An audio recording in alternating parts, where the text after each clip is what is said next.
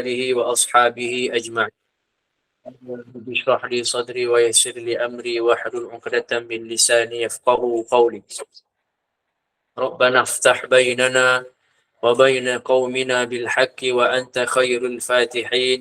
حسبي الله ونعم الوكيل، نعم المولى ونعم النصير، ولا حول ولا قوة إلا بالله العلي العظيم. Tuan-tuan, puan-puan yang dirahmati Allah Subhanahu wa taala, hadirin, hadirat yang sedang dipayung oleh malaikat-malaikat Allah Subhanahu wa taala. Hari ini kita nak sambung kisah ataupun kita nak membuka bicara tajuk yang betul-betul menceritakan tadabbur yang kita panggil itu ta'ammal wa tadabbur, iaitu menceritakan tentang surah yang kita baca, iaitu surah As-Sajdah. Surah yang kita baca setiap kali solatul fajr, solat Jumaat pada waktu subuh. Jadi tuan-tuan yang dimuliakan Allah Subhanahu wa taala, mudah-mudahan dengan tadabbur kita cuba untuk memahami beberapa ayat daripada surah As-Sajdah ini akan menyebabkan kita ni ada faham makna sikit. Kurang-kurang tu dia ada hadir makna tu. Tuan-tuan yang dimuliakan Allah Subhanahu wa taala. Cuma tuan-tuan yang dimuliakan Allah Subhanahu wa taala, saya ni kalau mengajar tafsir, saya suka baca sama-sama. Cuma hari ni masa kita kesentukan lah, lagipun kita dah baca surah Sajdah tadi. Sebab apa tuan-tuan? Saya ni suka baca sama-sama. Maknanya semua kita baca dulu sama-sama ayat tu. Saya baca, tuan-tuan ikut. Supaya kita sama-sama dapat pahala. Bukan saya seorang, kan? Bukan saya seorang yang dapat pahala. Yang ada Quran tu, kalau dalam kelas tafsir begini tuan-tuan, yang ada Quran tu bolehlah buka Quran tersebut. Kan? Kalau tengok surah Sajdah ni, saya rasa macam ramai dah hafal dah. Ramai dah. Tapi yang belum hafal pun jangan bimbang, tak ada masalah. Dalam pelajaran tafsir Quran ni bukan kelas tajwid tuan-tuan. Saya bukan nak suruh baca seorang-seorang. Baca seorang-seorang, ambil sini saya nak dengar. Bukan tuan-tuan. Puan-puan rahmati Allah Subhanahu wa taala. Cuma kaedah yang saya suka adalah saya baca, kita baca ayat yang kita nak tafsirkan hari ni. Saya baca, tuan-tuan ikut baca, supaya yang ikut pun nanti akan dapat pahala baca huruf, kan? Pahala baca huruf ataupun pahala baca kalimah Quran tu dulu. Kemudian barulah kita pun dapat sama-sama pahala pula. Pahala kita panggil pahala dengar pula. Dapat lagi duduk dalam majlis ilmu, pahala lain pula. Dapat lagi payungan daripada malaikat yang kata Nabi SAW, payungan itu sehingga tahap dipayung, memanjat-manjat malaikat itu sampai tembus ke langit. Dek kerana nak menutupi, nak menaungi. Maknanya apa? Salah satu tafsiran ulama itu kita dapat dinaungi oleh malaikat. Yang perkara lain yang lebih hebat adalah cerita kita dengan kuliah ni tuan-tuan. Cerita kita bercerita pasal agama ni. Cerita kita tafsirkan, kita cuba fahami apa yang Allah sebut ni sampai pada Allah balik. Allah cerita balik, dia ceritakan oleh mereka, wahai Allah, ni fulan ni tengah dengar, jadi aku nak duduk sini sekian. Begitulah tuan-tuan, yang moga akhirnya kita dapat pula pahala beramal. Itu yang paling penting. Pahala yang terakhir adalah moga-moga kita dapat pahala beramal dengan apa yang kita belajar, insya-Allah Subhanahu wa taala. Jadi saya rasa kemungkinan saya tak masuk dululah untuk tafsiran ayat 1, 2, 3, 4, 5. Cuma sebelum dia dalam penafsiran Al-Quran ini, dia dipanggil apa? Disiplin dia. Ada disiplin dia. Disiplin dia apa tuan-tuan yang mati Allah Subhanahu wa taala? Kena faham dulu ulum dia, kaedah dia. Macam kitab fiqh, mazhab Syafi'i, macam mana mazhab Syafi'i itu dia keluarkan hukum. Ya saya? Macam mana mazhab Syafi'i itu mengeluarkan hukum? Sebab beliau itu faham kaedah bahasa Arab sekian kaedahnya. Memahami Al-Quran itu sekian kaedahnya. Jadi keluarlah hukum mazhab Syafi'i. Mazhab Hanafi pula kaedah dia berbeza. Cara memahami barisnya berbeza. Tetapi dengan makna yang hampir serupa. Sebegitulah. Akhirnya keluarlah beberapa pendapat-pendapat ijtihad yang memudahkan kita sebagai orang awam. Juga tafsir tuan-tuan. Perlu memahami dulu ulum Quran kita panggil. Kaedah disiplin, kaedah untuk meletakkan bahasa-bahasa tafsir itu, dia ada kaedah-kaedah dia yang akhirnya nanti kita akan dapat suatu ikutan yang tak nampak terabur lah. Ada pendapat kata sekian, ada pendapat kata sekian. Akhirnya kita tak tahu nak ikut yang mana tuan-tuan. Rupanya ada ulum Quran. Yang ulum Quran itu akan mensabitkan kita ni akan ada rasa cenderung kat mana satu yang kita suka, dan akhirnya itulah yang sebenarnya Allah bagi pada kita, tuan-tuan yang dimuliakan Allah Subhanahu wa taala. Kan sejadah ni kalau saya suka terus lompat sampai 1-5 lah. 1-5 alif lam mim tanzilul kitab la raiba fi. Kan? Min rabbil alamin am yaquluna iftara. Tuan-tuan yang dimuliakan Allah Subhanahu wa taala. Banyaklah, cuma tuan-tuan yang dimuliakan Allah Subhanahu wa taala, perkara pertama yang kita kena cerita dulu sebelum surah. Apa dia tuan-tuan? Tasmiyatu hadhihi surah, kata ulama. Yang pertama yang kita kena cerita adalah nama surah dia. Penamaan surah. Dipanggil surah apa sejadah ni? Surah sejadah ni Nabi panggil surah apa tuan-tuan? Pembanah mati Allah SWT. Surah apa? Surah Alif Lam Mim Sajadah. Itu kata Nabi SAW. Itu adalah nama yang paling glamour dalam dunia Quran ni. Alif Lam Mim Sajadah itu yang paling glamour yang Nabi sebut SAW. Sebab apa? Sebab nama itulah yang Nabi panggil SAW. Memang dalam hadis tu Nabi sebut memang surah tu begitu. Ataupun ada nama lain tuan-tuan yang dirahmati Allah SWT. Ataupun kalau nak banding dengan surah lain, kita ada surah lain yang jelah kalau tengok nama dia tu Alif Lam Mim As-Sajadah Nabi sebut SAW. Sedangkan sebenarnya ada surah lain yang ada Alif Lam Mim. Contohnya surah Al-Baqarah. Tapi surah ni dia letak nama yang kita baca, yang kita bincang ni, kita letak namanya, Nabi letak namanya Alif Lam Mim Sajadah. Sebab dalam surah ini ada ayat yang disunatkan sujud sajadah. Nanti kita sampailah perbincangan ayat tersebut. Dan saya rasa semua orang tahu tentang perkara ni. Setiap kali solat Jumaat, kita akan ada sujud sahwi. Cuma kalau pergi umrah tu, nampaklah kerenah-kerenah orang, tuan-tuan yang dimuliakan Allah Subhanahu wa taala, terutamanya wanita lah. Sebab wanita ni dia jarang solat. Ialah afdalnya solat di rumah. Jarang-jarang juga solat di masjid ataupun di surau. Kalau ada pergi, alhamdulillah tak ada masalah. Cuma sujud sejadah itu kadang-kadang dia panggil apa, termangu-mangu. Ada yang macam diri tak nak sujud, ada yang pening kepala, ada yang batalkan sembahyang dan sebagainya. Tapi tak ada apa tuan-tuan dengan Allah SWT. Kita akan cerita benda tu tuan-tuan. Dan ada surah lain yang ada sejadah. Maksudnya tengah kita baca surah tersebut, kita disunatkan sujud. Sebab pun adalah. Saya rasa faham dah semua ni, tapi kita kena cerita kisah-kisah kaitan-kaitan tu sikit. Tapi ada surah yang ada sujud sejadah tapi tak dimulakan dengan Alif Lam Mim. Sebagai contoh, Iqra' bismi rabbikal ladzi khalaq, khalaqal insana min 'alaq. Surah ayat terakhir dia kan ada bentuk sejadah tu. Apa ayat terakhir dia? Sambung. Allahumma salli ala Muhammad wasjud waqtarib. Saya sambung dah. Wasjud waqtarib, lepas tu ada tanda sejadah, maka kita disunatkan untuk sujud sejadah. Dan perkara tersebut saya tak nak bincang dulu sejadah.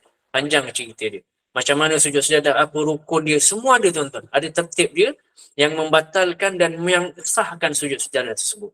Dia tak boleh sembarang juga. Sebab sujud ni, kita tak boleh sujud melainkan kepada Allah Subhanahu wa taala. Cuma berkenaan nama ni tuan-tuan, Alif Lam Mim. Ada ulama sebut ada nama-nama yang disebut sejadah ni, ada banyak nama lah. Ada yang glamournya Nabi SAW sebut surah sejadah ni sebagai surah Alif Lam Mim As-Sajadah. Ada orang ada ataupun nama asal dia adalah suratus sajadah. Ada yang panggil surah Allahumma salli Muhammad dua nama sahaja. Dan nama surah ni tuan-tuan yang dimuliakan Allah Subhanahu wa taala, surah lain walaupun ada Alif Lam Mim, nama dia ada nama khusus dia sendiri. Cuma kalau nak tahu dalam Quran itu, yang kita boleh panggil surah Alif Lam Mim As-Sajadah itu surah sejadah salah satunya. Yang lain walaupun ada surah Alif Lam Mim, ada surah Shad, ada surah Yasin. Yasin dia panggil Yasin lah kan. Tidak semestinya dipanggil dengan perkataan awal tersebut. Yang kedua, perbincangan sebelum kita masuk kepada tafsiran. Quran ni dia ada dua kategori. Kita ulang kaji dulu sebelum masuk tafsiran tuan-tuan yang dimuliakan Allah. Baru dia macam belajar ni. Kalau tak kita dengar je seronoknya, sedihnya cerita Nabi, seronoknya cerita Nabi, bestnya apa yang Allah nak sampaikan. Dia sampai tuan-tuan. Tapi salah satu sisi keilmuan kita dalam memahami keilmuan Islam secara menyeluruh tu kita kurang dapat. Jadi dia ada ulum dia kena cari punci asal dia dulu. Jadi yang kedua, dalam ulum Quran, perbincangan yang ulama biasa sebut adalah Quran ini dia ada dua kategori. Dia bukan Quran Syiah tuan-tuan. Syiah ni dia bukan kategori dah.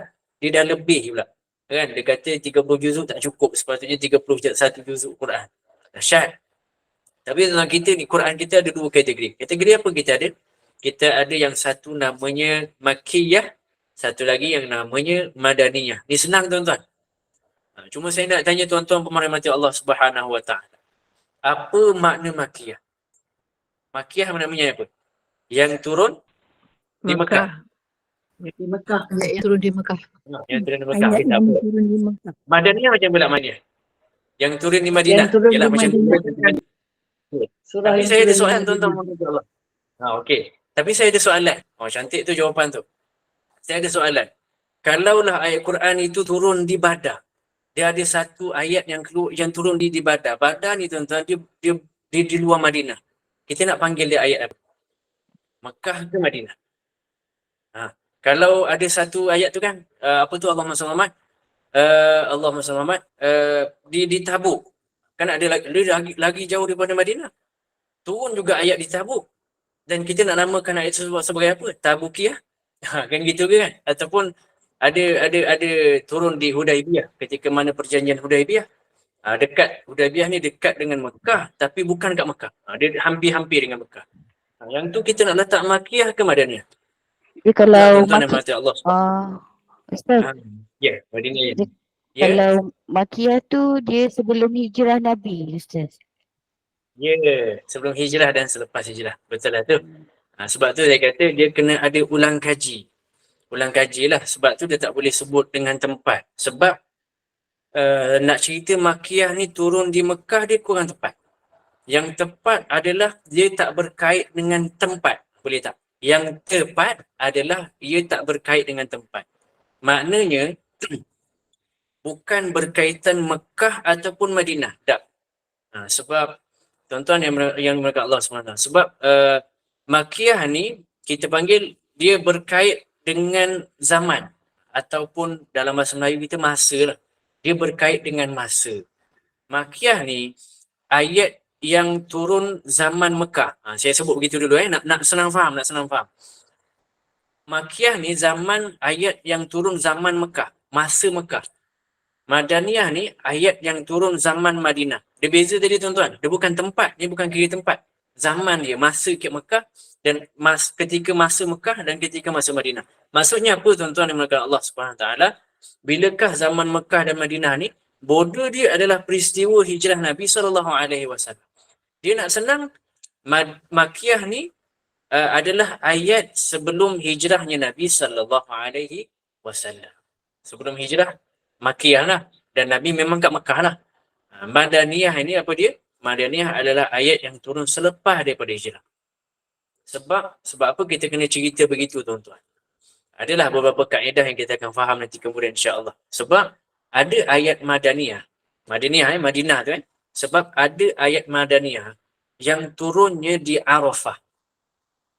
Ada ayat Madaniyah yang turunnya di Arafah. Ayat apa? Idza jaa nasrullahi wal fath. Dan ayat itu turun ketika mana haji wada'.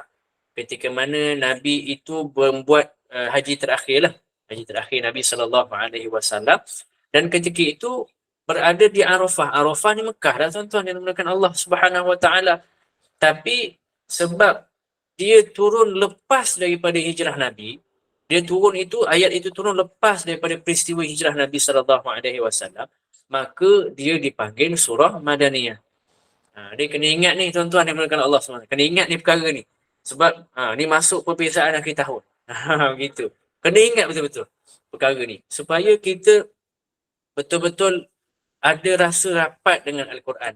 Kalau tak, kita tak faham pun Makkiyah tu apa, Madaniyah tu apa. Tuan-tuan yang dimulakan Allah Subhanahu Wa Taala. Kalau azan tu kita sambil-sambil lah ya, menjawab azan. Jadi tuan-tuan yang dimulakan Allah Subhanahu Wa Taala, kalau boleh dengar lah. Saya harap mendengar lah. Saya dekat sikit. Jadi Makkiyah ni dia berkaitan dengan zaman, berkaitan dengan masa, tak berkaitan dengan tempat. Dia dia punya aspek dia tu masa, dia bukan tempat. Jadi surah Sejadah ini tuan-tuan yang dimulakan Allah Subhanahu Wa Taala, surah Sejadah ni surah apa? Surah Makkiyah. Surah Sejadah surah apa? Surah Makkiyah. Sesetengah ulama sebut surah Sejadah ini Makkiyah kecuali 3 ayat yang turun di Madaniyah. Ada satu riwayat yang lain sebut ada 5 ayat yang turun Madaniyah, secara Madaniyah. Maknanya turun selepas daripada hijrah. Jadi apa ayatnya itu? Tatajafa junubuhum 'anil madaji' yad'una rabbahum khaufan wa tama'a. 5 ayat ataupun 3 ayat riwayat-riwayat yang berbeza itulah. 3 ataupun 5 ayat tersebut kata ulama turunnya adalah turun ketika mana Madaniyah, selepas daripada peristiwa hijrah Nabi sallallahu alaihi wasallam, dan kita akan bincang ayat itu nanti insya-Allah. Tapi tuan-tuan dan puan Allah Subhanahu Wa Taala, majoriti ayat surah Sejadah ini adalah surah Makkiyah. Majoriti ayatnya adalah ayat Makkiyah. Cuma kan ada orang tanya kan, tuan-tuan dan puan Allah Subhanahu Wa Taala, orang tanya, Ustaz, macam mana ayat tu boleh turun kejap Madinah? Ada yang kadang-kadang macam surah Sejadah ni kan, turunnya separuh-separuh. Ada yang turun di Mekah, ada yang turun di Madinah dalam surah yang sama. Tuan-tuan dan puan Allah, dalam satu surah. Benda ni kita panggil sebagai, kalau dalam ulum Quran itu ataupun ulum hadis pun ada, kaedah-kaedah menetapkan hadis, kaedah-kaedah menetapkan tafsir Al-Quran. Benda ni tuan-tuan, namanya tauqifi. Kalau boleh cantik-cantik lah. Namanya tauqifi. Dia bahasanya yang sama je, sebenarnya kita cakap perkara yang sama. Tauqifi ni, kalau ambil kata asal dia pun, apa kata asal dia? Waqafa. Waqaf ni apa? Waqaf kalau dalam Quran maknanya kita berhenti sekejap. Samalah. Benda ni namanya tauqifi. Tauqifi ni maknanya apa?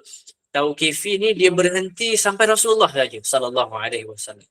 Maknanya Allah dah ajar Jibril ajar Nabi sallallahu alaihi wasallam susunan ayat tersebut, maka begitulah yang Nabi ajar pula pada sahabat. Rasul yang atur. Rasulullah kemudiannya panggil sahabat. Siapa sahabat yang dipanggil? Yang dipanggil Allahumma salli ala Muhammad pada dalam Quran tu kutabul wahyi.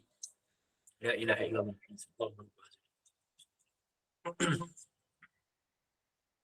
Rasulullah ni lepas daripada ayat tu pun Rasulullah akan atur macam mana? Panggil sahabat yang kita panggil kutabul wahyi, penulis wahyu Rasul sallallahu alaihi wasallam. Nabi beritahu siap-siap kat dia orang, dekat sahabat-sahabat radhiyallahu ajma'in ini, manakah ayat ini duduknya dan dalam surah apa yang dia duduk, juzuk berapa, sampailah komplit habis. Jadi itu kaedah turunnya surah, dia bukan ikut surah-surah. Saya rasa benda ni semua faham dah. Cuma kita ulang gaji begitulah. Tuan-tuan, bila sebut Makkiyah, maka ulama pun senaraikanlah perbezaan Makkiyah dan Madaniyah. Sikitlah kita ambil lah sebelum kita masuk dalam surah nanti. Mungkin saya sambung esok pagi saya akan ambil lagi sekali lah 8.35 insya-Allah. Dia ada perbezaan Makkiyah dengan Madaniyah. Sebab apa ada beza dia? Sebab masanya pun berbeza. Zaman Mekah, Islam dia tak berapa ramai lagi. Zaman sebelum hijrah, saya sebut gitulah. Islam ni dia tak berapa ramai lagi. Islam ni malah diboykot. Islam ketika itu diseksa teruk sangat tuan-tuan. Kita tengok kisah Sayyidina Bilal. Kita tengok kisah Sumayyah dan juga Yasir. Banyak tuan-tuan yang diboykot. Dan perbezaan yang kedua adalah Madaniyah. Madaniyah ni tuan-tuan, Islam dia dah ada kuasa di Madinah. Rasulullah ni dia dah panggil, dia dah jadi sebagai apa? Decision maker. Dia dah pembuat keputusan. Jadi konten ayat-ayat Al-Quran ini akan jadi berbeza sedikit. Aspek dia secara sentuhan semuanya berbeza. Agak-agak tuan-tuan, saya suka soalan-soalan. Tafsir ni banyak soalan yang seronok-seronok. Soalan-soalan lah. Agak-agak, contohlah ayat-ayat muamalat, ayat-ayat tentang niaga, bisnes, apa lagi perniagaan. Itu semua ayat apa tuan-tuan? Ayat Madaniyah. Fahamlah kot semua kot. Kenapa Madaniyah? Sebab waktu itu Islam dah mula berkuasa di Madinah. Sebab ketika itulah Nabi mengurus ekonomi. Nabi berkuasa masa berada di Madinah. Ayat ekonomi, riba, apa semua itu semuanya cerita ketika mana Nabi selepas hijrah di Madinah, Madaniyah. Itu kaedah memahami Al-Quran itu sedikit demi sedikit. Sebab tu ada ayat lembut, ada ayat keras. Dan ada contoh lain tuan-tuan dan puan Allah. Kita ambil lah sikit-sikit. Tadi kita kata muamalat. Tapi kalau kita kata contoh lain tu ayat berkenaan sifat-sifat orang munafik. Ayat sifat-sifat orang munafik Mekah ke Madinah tuan-tuan? Madinah. Madinah. Madinah. Ayat berkenaan sifat-sifat orang munafik Mekah ke Madinah? Madinah. Ada yang jawab Mekah ke? Ada khilaf lah kan? Khilaf spark. Jadi tuan-tuan, orang munafik ni bila dia zahir, bila dia muncul, bila Islam itu berkuasa, bila Nabi SAW itu berada di Madinah. Masa Islam kena tindas di Mekah sebelum hijrah dulu, buat apa dia nak mengaku Islam? Munafik kan? Dia sekadar mengaku Islam tapi dalam hati dia kafir. Mengaku Islam, kalau dia mengaku Islam ketika itu dah confirm, dah kena seksa. Baik tak payah ngaku lah begitu tuan-tuan. Jadi ayat tersebut adalah ayat Madaniyah. Tapi masa Islam berkuasa di Madinah, ada orang yang tak suka pada Islam tapi mengaku sebagai orang Islam. Jadi ayat cerita munafikin ini semuanya turun ketika mana zaman Madaniyah. Tuan yang dimulakan Allah Subhanahu Wa Taala. Ayat cerita tentang ahli kitab juga di Madinah. Cuma konten-konten itu berbeza. Berbeza dengan Mekah dan Makkiyah itu. Zaman Makkiyah, zaman menanam akidah, zaman tanam akidah. Cerita tentang Yaumul Ba'th, hari kebangkitan. Cerita tentang Yaumul Qiyamah, tentang kiamat. Cerita tentang syurga dan neraka. Cerita tentang penciptaan alam. Cerita tentang akidah. Banyak cerita-cerita ni dalam Al-Quran. Sebab tu kata ulama, sunat kita baca Sajadah dan Insan. Surah As-Sajadah dengan surah Al-Insan ini, sunat kita baca pada hari Jumaat. Sunat. Sebab kiamat pun berlaku pada hari Jumaat. Makkiyah ni tuan-tuan, dia pasak akidah kita. Dia kuatkan akidah kita. Sejadah, surah Sejadah ni tuan-tuan yang dimulakan Allah Subhanahu Wa Taala. Nanti kalau kita tengok, kita akan nampak kandungan dia banyak tentang qadaya aqaidiyah, tentang akidah, tentang isu-isu dalam sejadah yang kita akan baca nanti tuan-tuan. Yang kita harap Jumaat yang kita baca tu nanti, subuh Jumaat yang kita baca ataupun dia bukan khusus pada Jumaat lah, ada keadaan Nabi itu baca pada setiap malam, ada tuan-tuan yang berkata Allah SWT. Cuma galakan untuk dibaca pada Jumaat itu sangat-sangat digalakkan. Yang kita harap kita belajar hari ni supaya Jumaat yang kita baca, yang kita hadir itu nanti, makna dia itu tuan-tuan yang berkata Allah SWT sikit-sikit adalah hadir dalam solat kita. Duduklah dalam diri kita. Bolehlah kita rasa sedih, takut sikit. Bolehlah pasakkan akidah dalam diri kita tuan-tuan yang berkata Allah SWT. Itulah Makkiyah dan Madinah. Dan banyaklah lagi beza-beza surah-surah ini. Belum pukul 9 saya masuk sikit lah sebenarnya qamah begitu. Antara beza Makkiyah Madinah ni, saya takut terlepas. Ya ayyuhan nas. Makkiyah dengan Madinah ni ada gaya bahasa yang berbeza. Ya ayyuhan nas untuk Makkiyah. Ya ayyuhalladzina amanu. Betul ke? Ya ayyuhalladzina amanu, wahai orang beriman. Untuk mana satu Makkiyah Madinah tu? Allahumma salli Muhammad. Begitulah. Jadi Makkah wahai manusia, kan? Wahai manusia, ya ayyuhan nas tu Makkah, ya ayyuhalladzina amanu itu Madaniyah lah. Sebab ya ayyuhalladzina amanu, wahai orang beriman itu ramai dah orang beriman ketika mana di Madinah. Jadi tuan-tuan yang dimuliakan Allah Subhanahu Wa Taala. Jadi yang ketiganya adalah fadilat baca surah ini. Kita ada lebih kurang, saya ambil 5 minit lah. 5 minit boleh sebab dah isyak dah. Apalah, saya ambil lebih. Yang ketiga, saya masuk sikit tentang fadilat surah ni. Mungkin kita boleh amalkan sikit-sikit lepas. Ada satu hadis, saya ambil satu hadis, saya petik satu sahaja insya-Allah. Rawahul Imamul Bukhari wal Muslim. Ada riwayat daripada Imam Bukhari wal Muslim dalam kitab Sahihul Bukhari. Dalam Jumaah, dalam bab cerita hari Jumaat. Abu Hurairah dalam satu hadis itu, Abu Hurairah kata kana Nabi sallallahu alaihi wasallam yaqra'u fil fajri yaumal jumu'ah alif lam mim tanzilus sajadah wa hal ata 'alal insan. Dan disebut juga hadis ini oleh Sufyan Ats-Tsauri. Kata Nabi sallallahu kata Abu Hurairah radhiyallahu anhu menceritakan perihal Nabi sallallahu alaihi wasallam. Nabi itu duk baca hari Jumaat alif lam mim tanzilus sajadah. Itu nama surah lah yang kelima. Dan juga Nabi baca surah hal ata 'alal insan. Adakah wajib tuan-tuan yang dimudahkan Allah Subhanahu wa taala? Nabi ni kalau solat Jumaat, rakaat pertama dia mesti alif lam mim sajadah. Rakaat kedua dia mesti Allahumma salli ala Muhammad, mestilah suratul insan. Adakah menjadi wajib? Tak, tuan-tuan yang dimudahkan Allah. Tapi menjadi kebiasaan Ar-Rasul sallallahu alaihi wasallam itu membaca. Sebab itulah ada sesetengah imam dia selalu tatbik, kita panggil tatbik lah. Dia selalu Allahumma salli ala Muhammad, tatbik. Dia sangat cuba menjaga kalau hari Jumaat ni mesti dibaca surah Sejadah dan Insan ni. Ada imam yang sesekali dia macam baca minggu ni baca, minggu depan tak baca, selang-seling. Tapi tuan-tuan jangan marahlah imam yang sebegitu, jangan marah. Kan ni tak tuan-tuan, kita nak marah je. Ni tak ingat lah ni. Ni ambil lah ni, tak hafal lah ni. Tuan-tuan jangan.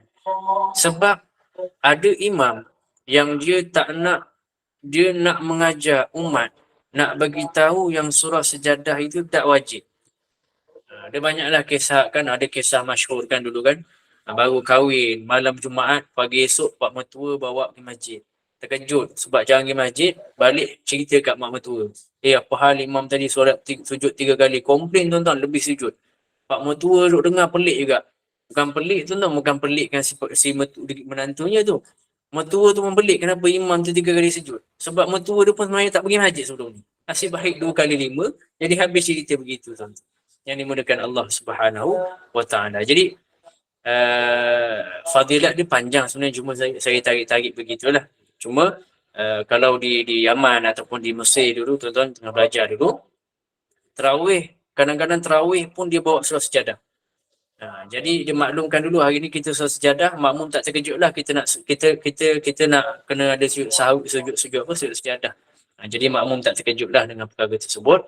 Tuan-tuan yang dimudahkan Allah Subhanahu wa taala. Cuma ada beberapa persoalan tentang sejadah sebelum kita masuk fadilat, dan saya rasa saya kena sambung esok lah. Saya nak kejar solat. Jadi insya-Allah esok 8.35 pagi kita cerita sikit fadilat, kelebihan surah Sejadah. Bila yang kena baca, bilakah tempat yang terbaik baca, apakah. Sampailah kita masuk tentang alif lam mim insya-Allah esok.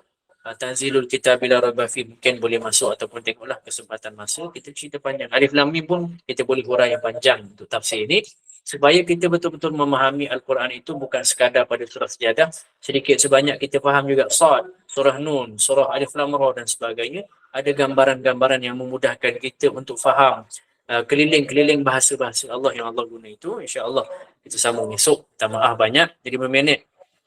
Saya awalkan patutnya pukul 9. Nak kejar sekejap sebab rumah saya ni dekat sangat dengan surau. Jadi itu sahaja, minta maaf sekali lagi. Untuk ini saya serahkanlah kepada Ustazah pengurusi ataupun admin untuk meneruskan. Terima kasih diucapkan kepada Al-Fadhil Ustaz atas kesudian memimpin bacaan 3 surah tadi dan pengenalan kepada surah As-Sajdah. Jadi dengan pengenalan yang orang kata begitu menarik jadi kita harap kita direzekikan masa untuk bersama-sama dengan Ustaz insya-Allah pada esok pagi untuk menyambung lagi tadabbur Ustaz. Okey. Dengan itu saya serahkan majlis pada Ustaz untuk menutup dengan tasbih kafarah dan suratul As. Boleh, insya-Allah. Terima kasih. Jadi kita tangguh dengan soalan-soalan boleh bawa ke esok insya-Allah. Tangguh dengan kafaratul majlis wa suratul asri. Subhanallahi wa bihamdihi, subhanakallahumma wa bihamdika asyhadu an la ilaha illa anta astaghfiruka wa atubu ilaik. Bismillahirrahmanirrahim. Wal 'asri innal insana fi khusr illa alladziina aamanu wa 'amilus shalihat wa tawassaw bil haqqi wa tawassaw bis sabri. Sallallahu ala Muhammad wa alihi wa sahbihi wa baraka wa sallam. Alhamdulillahirabbil alamin. Terima kasih semua. Minta maaf dan minta diri. Sebab isyak dulu. Assalamualaikum warahmatullahi.